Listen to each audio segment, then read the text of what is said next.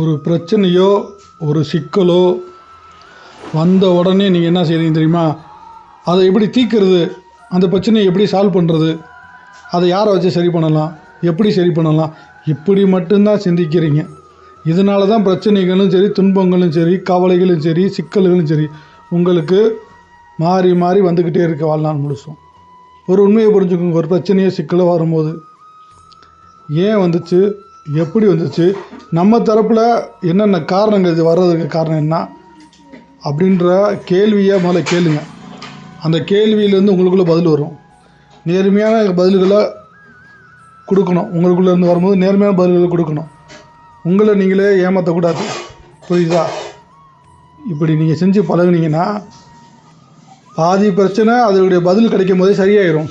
மீதி பிரச்சனை அதன் மூலமாக எளிதாக சரி பண்ணி முடிச்சிடலாம். இவ்வளோ தான் மேட்ரு.